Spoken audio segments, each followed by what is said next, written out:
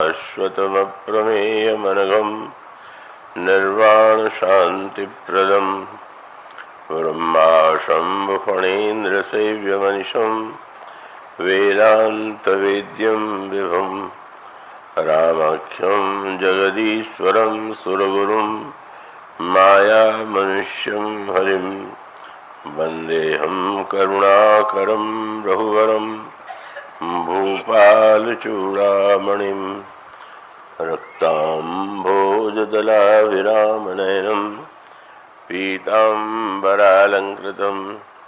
श्यामङ्गं द्विभुजं प्रसन्नवदनं श्रीसीतया सेवितं कारुण्यामृतसागरं प्रियगणैर्भ्रात्रादिभिर्सेवितं वन्दे विष्णुशिवादिसेव्यमनिशं भक्तेष्टसिद्धिप्रदं कौशलेन्द्रपदकञ्जमञ्जुलौ कोमलावजमहेशवन्दितौ जानकीकरसरोजलालितौ चिन्तकस्य मनभृङ्गसङ्गिनौ वन्दे विदेहतनया पदपुण्डरीकं कैशोरसौरभ समाहृतयोगिचित्तं हन्तं त्रितापमनिशं मुनिहंससेव्यं सन्मानशालि परिपीतपरागपुञ्जम् अतुलितबलधामं हेमशैलावदेहं दनुजबलकृशानं ज्ञानिनामग्रगण्यं सकलगुणनिधानं वानराणामधीशं रघुपतिप्रियभक्तं वातजातं नमामि। गरुडमहाज्ञानी गुणराशि हरिसेवकयति निकटनिवासी कुन्देन्दुधर गौरसुन्दरं अम्बिकापतिमभीष्टसिद्धिदं कारुणिककलकञ्जलोचनं नौमि शङ्करमनङ्गमोचनं प्रभु समर्थ सर्वज्ञ शिव सकलकलागुणधाम योगज्ञानवैराग्यनिधि प्रणतकल्पतरुणाम् वंशी विभूषितकरान्नवनीरदाबात् पीताम्बरादरुणबिम्बफलादरुष्टात् पूर्णन्दसुन्दरमुखादरविन्दनेत्रात् कृष्णात् परं किमपि तत्त्वमहं न जाने। वैदेही सहिते सुरद्रुमतले हेमैर्महामण्डपे रत्ने पुष्पकवासने मणिमये वीरासने संस्थितम् अग्रे वाचयति प्रभञ्जनसुते तत्त्वं मुनीन्द्रैः परं व्याख्यातुं भरतादिभिः परिवृतं रामं भजे श्यामलं। श्रीगुरुचरणसरोजरज निज मन मुकुर सुधारि वरणो रघुवर विमल यशो जोदायक फलचारि सियावर रामचंद्र की जय।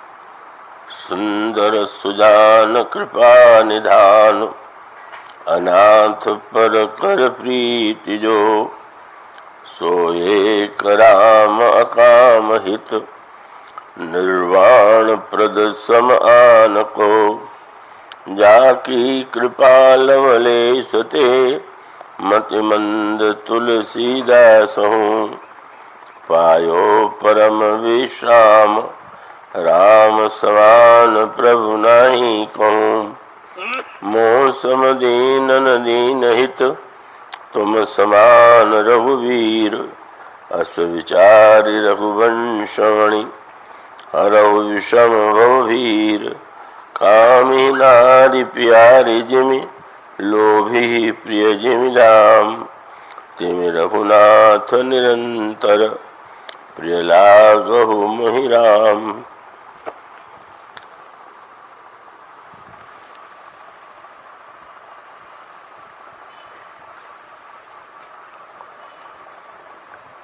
कथा रसिक महानुभाव, भक्तिमती देवियों, गोस्वामी तुलसीदास जी के पंचशती वर्ष से जुड़ा हुआ यह कार्यक्रम गोस्वामी जी अपने राम को किस दृष्टि से देखते हैं, उनकी किन विशेषताओं का वर्णन करते हैं, इसके आधार पर यह प्रवचन श्रृंखला चल रही है। आज और कल 2 ही दिन हैं। प्रभु के गुण अनंत हैं और उन अनंत गुणों में व्यक्ति को धन्य बनाने के लिए एक गुण भी यथेष्ट है। भगवान श्री राम के अवतार लेकर के मनुष्य रूप में जो लीला संपन्न होती है,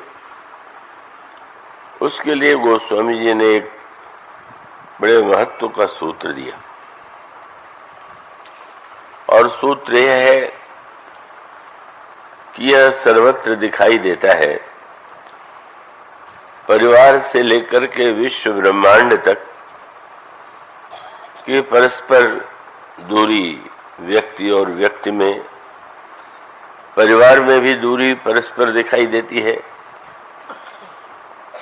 जाति में, देश में, विश्व में और विभिन्न विचारों में, अनेक मान्यताओं में भिन्नता दृष्टिगोचर होती है। और इस द्वंद्व का यह परिणाम है कि निरंतर संघर्ष होता रहता है, झगड़े होते रहते हैं।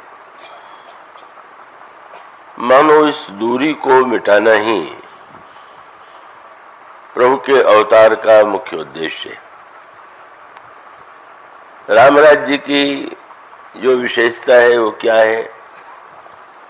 किसी नगर में, किसी राष्ट्र में कुछ लोग बड़े समृद्ध हों, धनी हों और अनगिनत व्यक्ति दरिद्र हों, अभाव में पड़े हुए हों, और धनिक व्यक्ति यह कह करके यदि अपने को संतोष दे ले, यह तो भाग्य से होता है, हमने सत्कर्म किया होगा तो हमारे भाग्य से हमारे पास समृद्धि है, और जिसने पाप किए होंगे उसके जीवन में अभाव और दरिद्रता होगी। पर यह उत्तर तो विरोध को बढ़ाने वाला है। क्या यह सिद्धांत जो व्यक्ति अपनी वाणी से कहता है, अगर वह शरीर से अस्वस्थ हो जाए, बीमार हो जाए, तो क्या वो दवा नहीं करता? क्या ये मान करके संतोष कर लेता है कि भाई कर्म का फल है, हम भोगेंगे? और तब तो आप बड़ी व्यग्रता से डॉक्टर बुलावेंगे, दवा करेंगे। तो ठीक इसी प्रकार से मनुष्य जब मनुष्य से दूरी, अपनी श्रेष्ठता और दूसरे की निकृष्टता, इनका सृजन करता है, तो समाज में निरंतर झगड़े और संघर्ष होते रहते। तो राम राज्य की विशेषता यही है कि सब नर करहिं परस्पर प्रीति। प्रत्येक राम राज्य का नागरिक परस्पर एक दूसरे से अत्यंत प्रेम करता है। क्या सभी का संप्रदाय और धर्म एक था? उनका नहीं। चलहि स्वधर्म निरत श्रुति रीति। प्रत्येक व्यक्ति अपने वर्ण आश्रम धर्म का पालन करते हुए भी पर एक दूसरे से प्रेम करता है। और एक बड़े महत्व का सूत्र दिया गया, बैर न कर काहू सर कोई। राम राज्य में कोई व्यक्ति दूसरे से वैर करता ही नहीं, पर वैर होने का कारण भी उसी पंक्ति में बता दिया गया और वह वैर क्यों नहीं करता, इसका उत्तर भी दे दिया गया। उसमें कहा गया कि ये जो राम राज्य है, बैर न कर काहू सन कोई, क्यों राम प्रताप विषमता खोई। जब तक समाज में विषमता रहेगी तब तक वैर रहेगा। जब तक व्यक्ति अभिमानी और दूसरा व्यक्ति हीन वृत्ति से पीड़ित होगा, तब तक समाज में निरंतर संघर्ष होता ही रहेगा, उसे मिटाया जा ही नहीं सकता। आज जो व्यक्ति समृद्ध है, कल वो दरिद्र हो सकता है, दरिद्र कल समृद्ध हो सकता है, उच्च पद वाला पदच्युत हो सकता है और साधारण व्यक्ति पद पर आसीन हो सकता है। तो इस वृत्ति में तो संघर्ष समाप्त होगा ही नहीं। तो दूरी मिटाने के लिए गोस्वामी जी ने एक बहुत ही सार्थक दृष्टांत दिया। नदी है और नदी के दोनों किनारों में दूरी है। यद्यपि एक वस्तु दोनों में समान है, उन दोनों किनारों के बीच में जो नदी की धारा बह रही है, जल की धारा बह रही है, वो तो दोनों को छू रही है, पर दोनों किनारे हैं और दोनों किनारों पर रहने वाले व्यक्ति एक दूसरे से दूर दिखाई देते हैं। तब आप नदी के इस किनारे से यदि उस किनारे पहुंचना चाहे या उस पार का व्यक्ति इस पार आना चाहे तो क्या उपाय? तैर करके पार होने वाले कई व्यक्ति हो सकते हैं, पर वो थोड़े।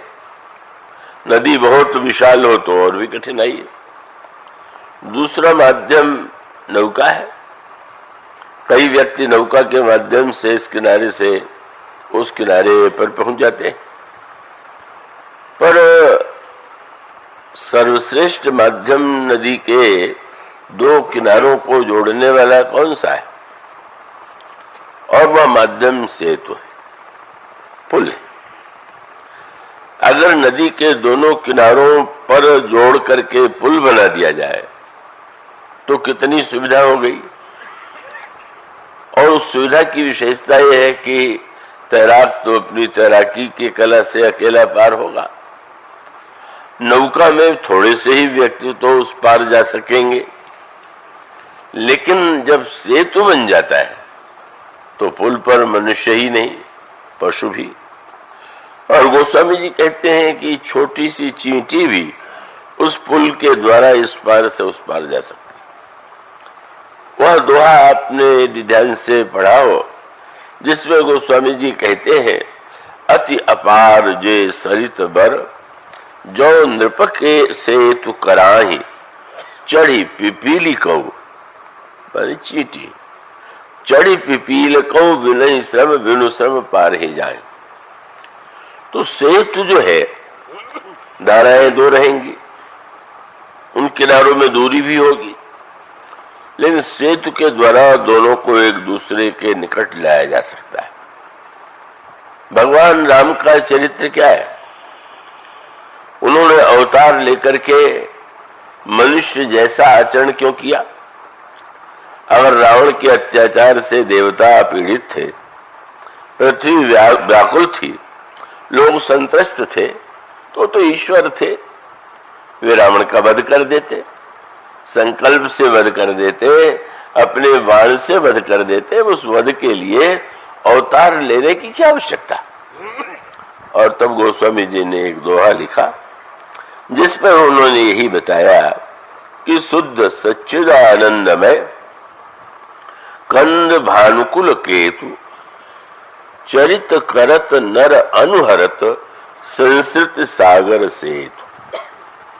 प्रभु अवतरित होकर के मनुष्य के आचरण के द्वारा इस समाज संसार में सेतु का निर्माण करते हैं। उनका चरित्र क्या है? सेतु है। जब सबनर करें परस्पर प्रीति, या जब ये कहते हैं कि वैर न कर काहूसन प्रीति, वैर न कर काहूसन कोई, तो उसका मूल तत्व क्या है? प्रभु मनुष्य के रूप में अवतरित होते हैं, जन्म लेते हैं, और मानव जीवन में जो प्रश्न, जो समस्याएं, जो स्थितियां उत्पन्न होती हैं, सब क्रमशः उनके जीवन में दिखाई देती है।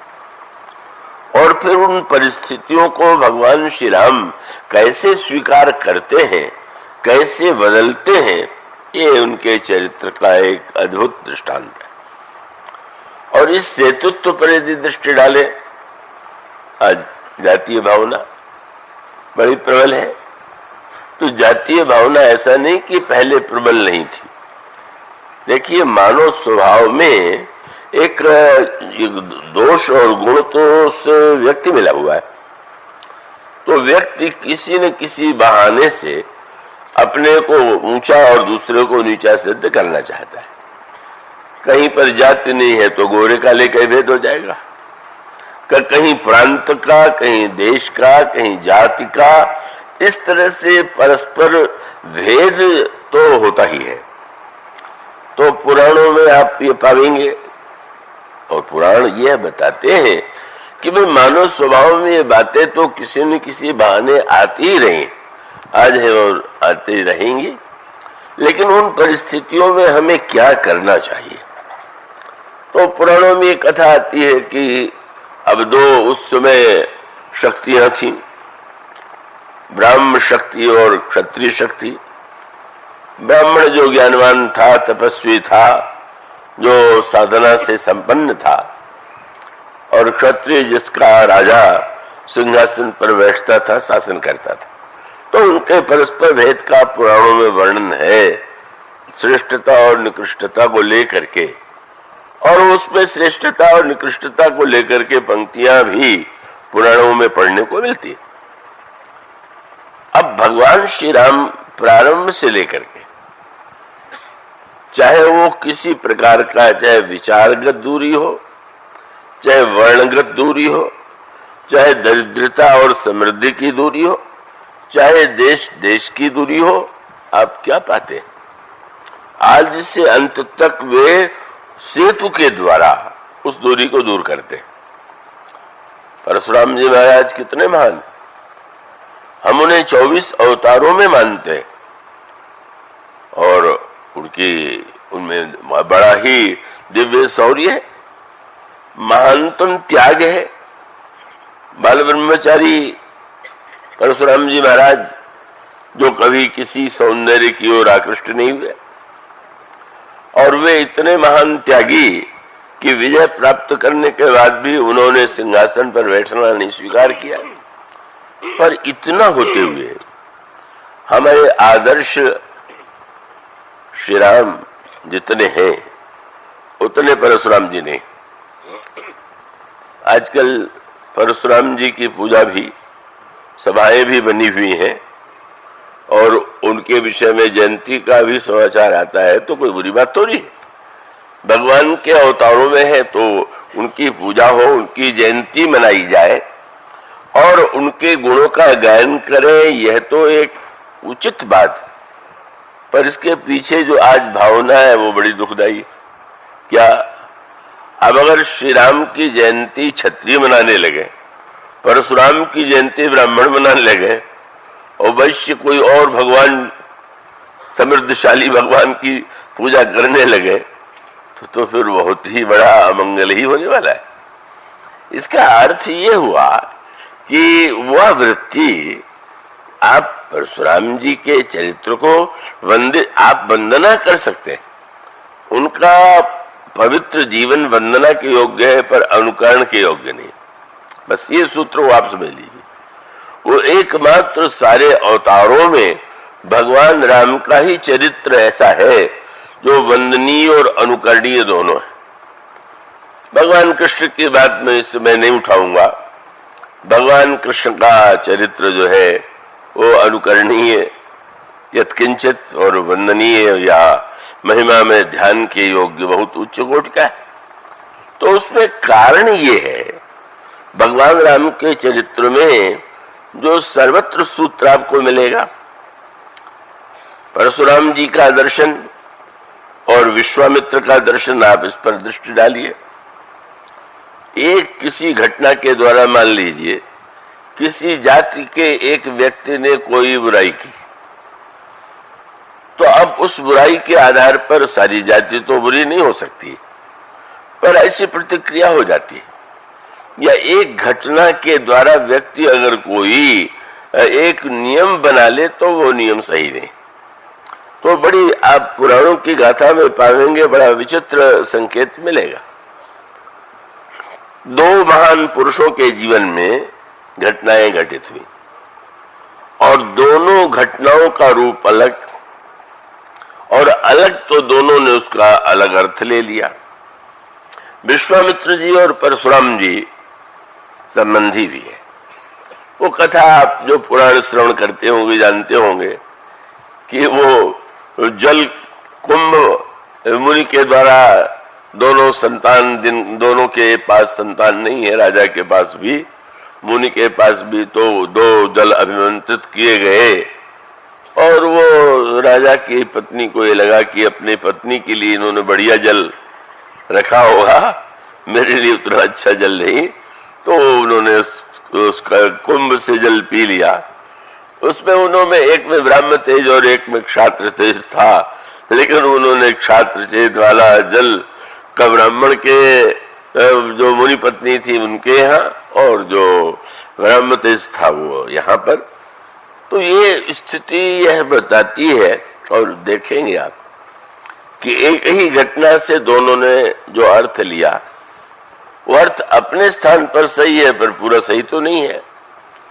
और वो दोनों में सूत्र वही है, गाय। वशिष्ठ जी के पास नंदिनी है जो कामधेनु की कन्या है। राजा विश्वामित्र यदि वहां पर आश्रम में आते हैं सेना सहित, तो प्रसन्न भाव से वशिष्ठ जी राजा विश्वामित्र का सेना का स्वागत करते हैं। ऐसा स्वागत की जिसे देख करके राजा विश्वामित्र चकित हो गए और उन्होंने वशिष्ठ जी से पूछा, आप तो कुटिया में रहते हैं, इतना आपने विशाल ये जो समायोजन किया कैसे किया? सरलता से उन्होंने कहा कि वो तो जो कामधेनु की कन्या यह जो नंदिनी है वो हम जो कहते हैं वो उसकी कामना पूरी करती है। राजा के मन में लोभ आया। लोभ के पक्ष में व्यक्ति तर्क तो ढूंढ ही लेता है।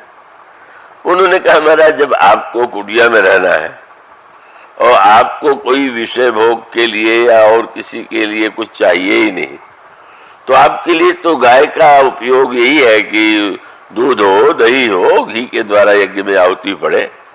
ये गाय मुझे दे दीजिए और 10,000 गाय या जितनी गाय कहिए मैं आपको भेज दूं। वशिष्ठ ने स्वीकार कर दिया।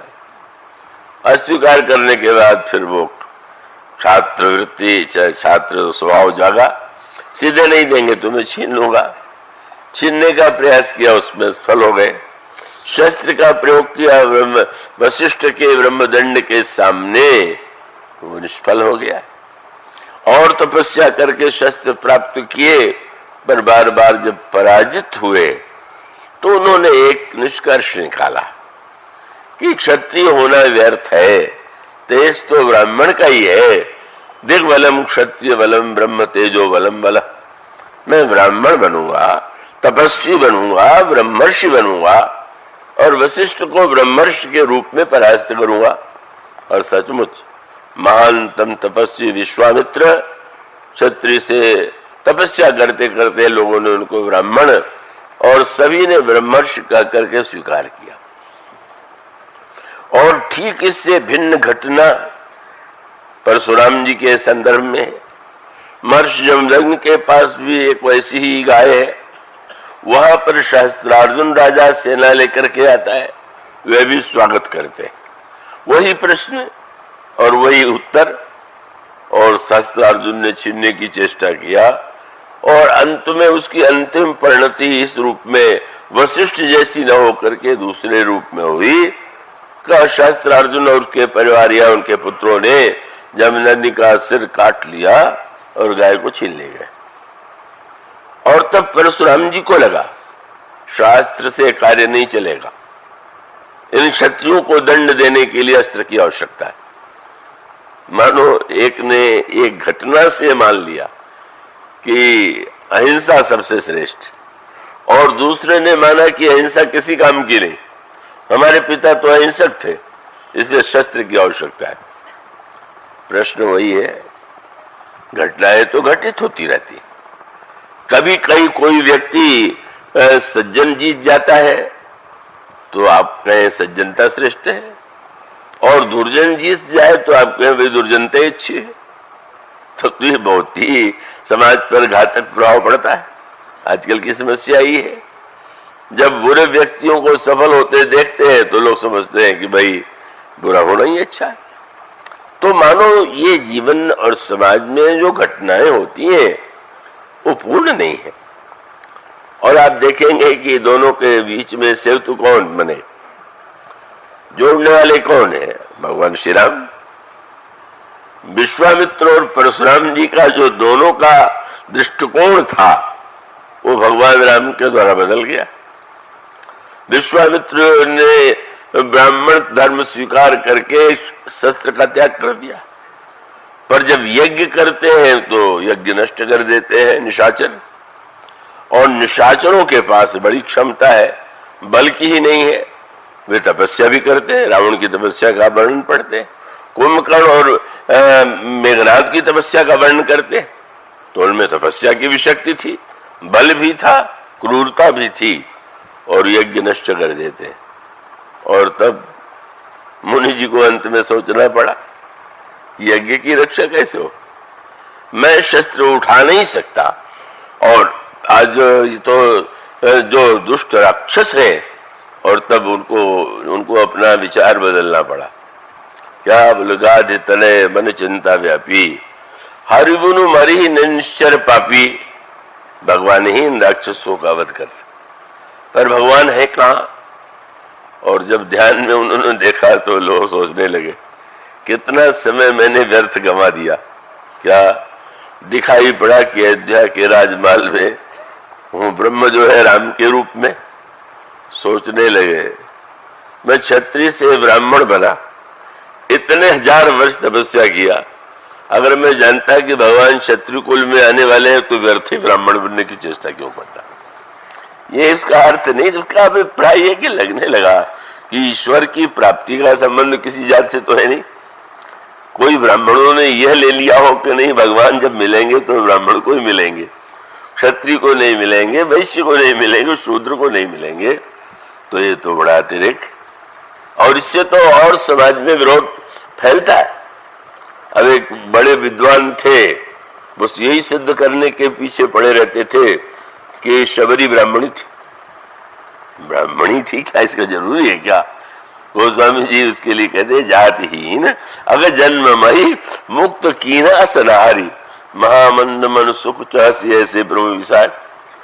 केवट अगर भगवान को इस प्रकार से बोलता है तो बोले पूर्व जन्म में ब्राह्मण था। मानो हर व्यक्ति अगर इस जन्म में किसी और तरह से भगवान के पास पहुंच गया तो इस जन्म में न से तो पूर्व जन्म में रहा होगा। कई बार मुझसे लोग पूछते हैं, केवट पूर्व जन्म में क्या था? मैं तो नहीं जानता। क्यों? गोस्वामी जी ने तो कहीं नहीं लिखा कि केवट पूर्व जन्म में ये था। तो ऐसी स्थिति में सत्य तो ये है कि कहीं व्यक्ति के मन में भ्रम हो जाता है।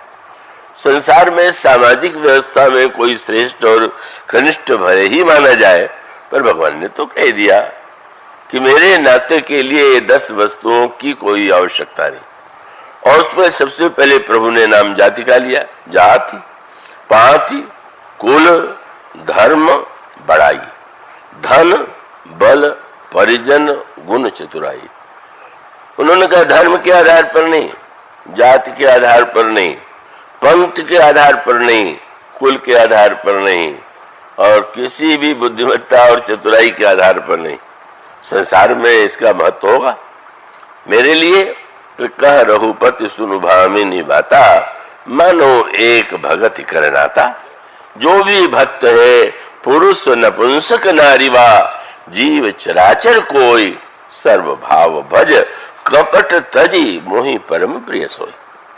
तो मानो यह समझ में अगर आ जाए, आप जिस वर्ण में हैं ठीक है, उस वर्ण के कर्तव्य का पालन करते हुए भी अपनी श्रेष्ठता के अभिमान से हम तभी मुक्त हो सकते हैं कि जब हम ये अनुभव करें, और उस अनुभव का कितना बड़ा आनंद हुआ।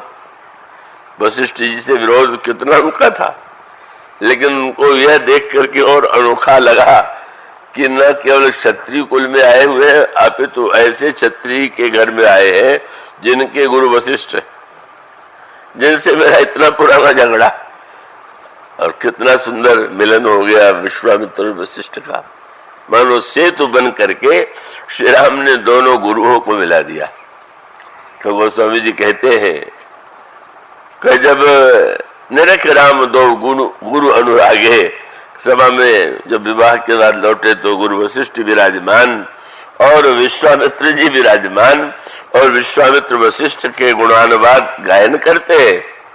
मानो इसीलिए गोस्वामी जी की तो अपनी साहित्यिक पद्धति है ना, ब्रह्मर्षि कहलाने के लिए कितने व्यग्र थे। सबने ब्रह्मर्षि कह दिया, पर मन में एक खिन्नता बनी रही। शिष्य ने पूछा, आप बहुत प्रसन्न नहीं है, आज तो ब्रह्मा ने भी आपको ब्रह्मर्षि कह दिया। बोले हाँ, ब्रह्मा ने कह दिया, पर वशिष्ठ ने तो नहीं कहा। ये बड़ा संकट। आपको सब लोग सम्मान दे तो ये कल्पना न कीजिए कि कोई विरोध करने वाला नहीं होगा, कोई न कोई होगा। तो मानो अब वो कितनी अनोखी बात है। गोस्वामी जी कहते हैं कि पहला शब्द उन्होंने कितना सुंदर चुना। विश्वामित्र महामुनि है, पर शब्द यहां से प्रारंभ हुआ, गाधि तनय मन चिंता व्यापी। गाधि राजा के पुत्र जब क्षत्रिय जाति में थे तब वो गाधि तनय थे, पर ये गाधि तनय शब्द क्यों? बोले अब लगने लगा कि मुनि होना नहीं, गाधि तनय होना कुछ अधिक अच्छा है। और विवाह के बाद आए, कुछ दिन अयोध्या में रहे, और वो जब चलने को होते तो श्री राम चरण पकड़ लेते, नहीं गुरुदेव थोड़े दिन और विराजे, थोड़े दिन रहे। पर उन्होंने अंत में दशरथ से कहा कि नहीं, हमारे यहाँ जो विद्यार्थी हैं, जो अन्य मुनि हैं, वो उनको बड़ी दूरी का अनुभव हो रहा होगा, आप इसलिए नहीं छोड़ सकते, पर मुझे जाने दें। और जा रहे हैं तो गोस्वामी जी विश्वामित्र का नाम क्या देते हैं? महामुनि भी नहीं और ब्रह्मर्षि भी नहीं। क्या अब विश्वामित्र चले जा रहे हैं आश्रम की ओर, पर उस समय मन में क्या सोच रहे हैं? राम रूप भूपति भगति ब्याह उछाह आनंद। अब मुनि जी को विवाह के चिंतन की क्या आवश्यकता, पर यह विवाह तो ऐसा दिव्य था। श्री राम की सुंदरता का ध्यान आता है, दशरथ की भक्ति का। विवाह में कैसे क्या हुआ, कौन जा रहा है? महामुनि या ब्रह्मर्षि? न, राम रूप भोगत भूपति भगति व्याह उछाह आनंद, जात सराहत मन ही मन मुदित गाधिकुल चंद्र। गाधिकुल के चंद्रमा, बोले रामचंद्र से जोड़ करने के लिए तो गाधिकुल चंद्र ही होना ठीक है। मानो एक भ्रांति मन में बन जाती है। और आनंद तब आया कि जब ताड़का सामने आ गई, प्रभु ने परिचय पूछा। ताड़का क्रोध में दौड़ी, विश्वामित्र को स्वयं शस्त्र त्याग कर दिया था, लेकिन कह देना पड़ा। और जब ये कहा कि उसका वध कर दीजिए तो एक ही बाण प्राण हरि लीना। लेकिन एक नई वस्तु मिली और उससे विश्वामित्र बहुत ही प्रभावित